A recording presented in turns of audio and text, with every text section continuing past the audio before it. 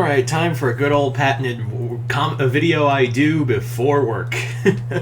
And today I'm going to be doing a comic review of Spawn Dark Horror. So, Spawn Dark Horror, I've been kind of on a Spawn kick as of late, probably because I'm thinking to myself, well, it can't all be bad. Like, there's a lot of work, Spawn stuff out there, and not all of it's written by Todd McFarlane, because Spawn's better when it's not written by Todd McFarlane. I've said this before, and I stand by that statement. But this is written by McFarlane, but it's co-written by Sean Alexander, and he also does the art in this book. Now, for reference, this Spawn book is actually before the current events. This is like we're building up. This is issue 300 and all that. So keep that in mind. We are issues, I believe, one's 276 to like 281. This is about an 8-part story right here. Yeah, it's an 8-part book. And keep in mind, if this was an 8-part book for Marvel or DC, this would be like almost $20, $30. This is about 16. This is about, 16, 17. That's the thing about Image books. You barely break the budget when you're reading Image books. Anyway, so let's talk about the story. Spawn Dark Horror, while it is pretty much a generic name, it's actually a perfect name at the same time, because this is straight up a horror book, like McFarlane intended, like make it a superhero horror book. And that's really what this is. There's let's talk about the story first. The story our main focus is Cyan, Wanda and Terry's daughter, who Spawn watches over like his own kid. Turns out Cyan has gone to Japan to kind of get away from everything. This is after Wanda's death, so we are post the other story I did called the Satan War Saga. And what is going on is that Cyan is seeing visions of a dead Japanese woman, and there's dark forces of like fallen angels and demons who are vying to take Cyan. So of course, Al Simmons goes to Japan to take on whatever is there. Now, this book is actually got some really surreal artwork. It's actually like Sean Alexander Smith does the interior artwork, and I believe he also, like I said, does the co-writing.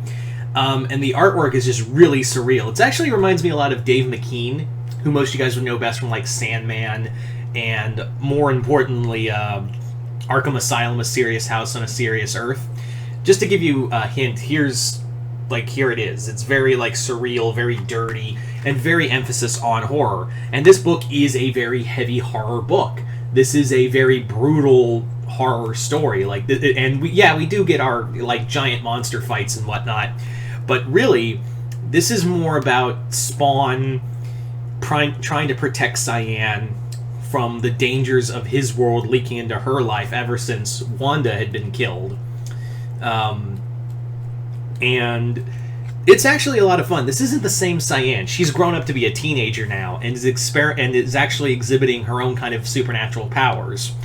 I can't remember if it's because her exposure to Spawn, or if it's because of something else. I cannot remember either way. I am aware that Cyan does have a lot of powers, and McFarlane does kind of look like basically say that she's going to play a bigger role in later Spawn books, which I laugh at, because of like, you've done this before, Todd, where you bring in a character or build something up in a plot line and then completely forget about it or just hand wave it off. It's literal, like, I have no faith in that. But let's focus on the story now, here and now. This book is actually a lot of fun. It very much is.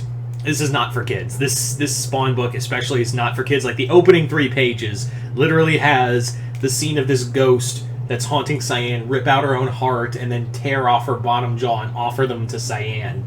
There's also some really, like, just really awful stuff. The villains in here are a lot of fun. We have Yakuza, who are, like, amping themselves up on necromancy and giving themselves powers, and working for a demon who's very much like a giant who's like, kind of like almost like a Pinhead-like character in his own way.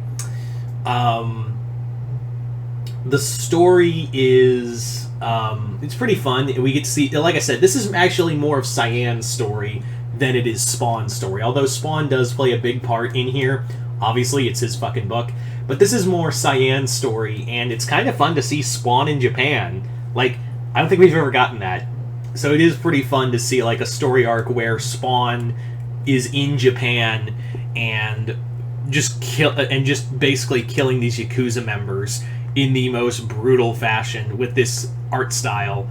And it really does show that Al Simmons is just a monster in his own right, and he does not like take any, I wouldn't say responsibility, because he actually does, which shocks me.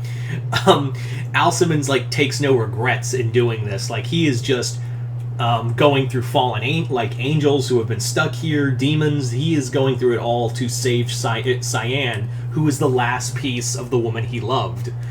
And it really does show that Spawn is a very broken character. Like, this is a nice character piece, too. I didn't think I'd say that about a Spawn book, but, yeah, kudos. It's a solid 8-part story, and you may be thinking, 8 parts, holy shit, there must be nothing that goes on in a lot of these books. Shockingly, actually, a lot goes on in these books. Yeah, a well-paced, long story arc in Spawn, I didn't think that was possible.